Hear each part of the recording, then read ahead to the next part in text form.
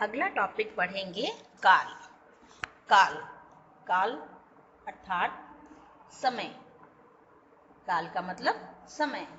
क्या परिभाषा होती है?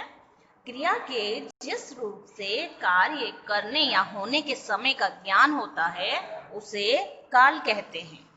दूसरे शब्दों में अगर हम कहें तो क्रिया के उस रूपांतर को काल कहते हैं जिससे उसके कार्य, व्यापार या समय और उसकी पूर्णता या अपूर्णता की अवस्था का बोध होता है।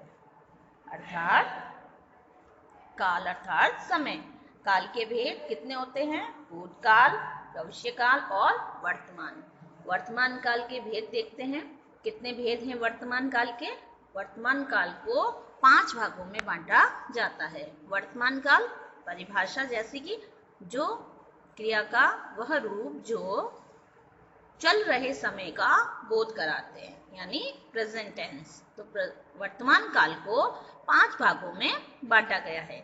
सामान्य वर्तमान काल, तत्कालीन वर्तमान काल, पूर्ण वर्तमान काल, संदिग्ध वर्तमान काल और संभाव्य वर्तमान काल। इन 5 कालों को हमें ध्यान से पढ़ना है। पहला सामान्य वर्तमान काल। सामान्य वर्तमान काल, सामान्य वर्तमान काल क्या कहते हैं किसे? कि क्रिया का वह रूप जिससे क्रिया का वर्तमान काल में होना पाया जाता है, सामान्य वर्तमान काल कहलाता है। दूसरे शब्दों में जो क्रिया वर्तमान में सामान्य रूप से होती है वह सामान्य वर्तमान काल की क्रिया कहलाती है। जैसे वह आता है, वह देखता है, दादी माला जपती है। ये क्रिया क्या हो रही है? सामान्य क्रियाएं हो रही है। वह आता है, वह देखता है और दादी माला जपती है।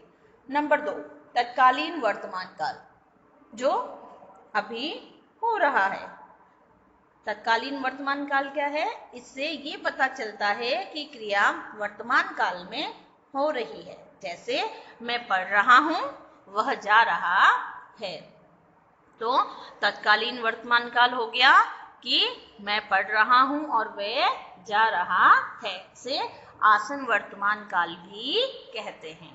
तो सामान्य वर्तमान काल और तत्कालीन वर्तमान काल, इनके उपभेदों को आपको अच्छे से पढ़ना है। अगला लेते हैं पूर्ण वर्तमान काल। पूर्ण वर्तमान काल जैसा कि नाम से स्पष्ट दिखाई दे रहा है कि जहां कार्य के पूर्ण सिद्धि का बोध हो जाए, इसे वर्तमान काल, पूर्ण वर्तमान काल कहते हैं। परिभाषा देखो, इससे वर्तमान काल में कार्य की पूर्ण सिद्धि का बोध होता है।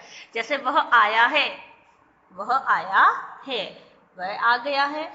सीता ने पुस्तक पढ़ी है, यानी उसके पढ़ने की क्रिया हो चुकी है। तो ये पूर्ण वर्तमान काल। संदिग्ध वर्तमान, जिससे क्रिया के होने में संदेह प्रकट हो पर उसकी वर्तमान काल में संदेह न हो, उसे संदिग्ध वर्तमान काल कहते हैं। सरल शब्दों में समझें कि जिस क्रिया के वर्तमान समय में पूर्ण होने में संदेह हो कि हुआ होगा या नहीं हुआ होगा, उसे संदिग्ध वर्तमान काल कहते हैं। जैसे राम खाना खाता होगा, वर्तमान की बात कर रहा है, जाएगा जाएगी नहीं है, फ्यूचर नहीं है, बल्कि वर्तमान काल की बात कर रहा है। राम खाना खाता होगा, वह पढ़ता होगा। तो उपयुक्त वाक्यों की क्रियाओं के होने में क्या है? संदेह है। अतः यह संदिग्ध वर्तमान काल की क्रिया कहलाती है। ठीक है, कि राम खाना खाता होगा और राम पढ़ता होगा वर्तमान काल में। संभाव्य वर्तमान काल, इसमें वर्तमान काल में काम के पूरे होने की संभावना रहती है। उसमें क्या है? संदेह है और इसमें संभावना है रहती। जैसे वह आया हो, वह लौटा हो, यानी ये क्या व्यक्त कर रहा है? संभावना व्यक्त कर रहा है। अगला भाग लेते हैं भूतकाल। भूतकाल जैसा कि नाम से बीते हुए समय का बोध कराएगा, उसे भूतकाल कहते हैं। तो क्रिया के जिस रूप से बीते हुए समय का बोध होता है उसे भूतकाल कहते हैं। सरल शब्दों में देखिए कि जिससे क्रिया से कार्य की समाप्ति का बोध हो उसे भूतकाल कहते हैं। इसके भूतकाल के उपभेदों की चर्चा अगली कक्षा में करेंगे।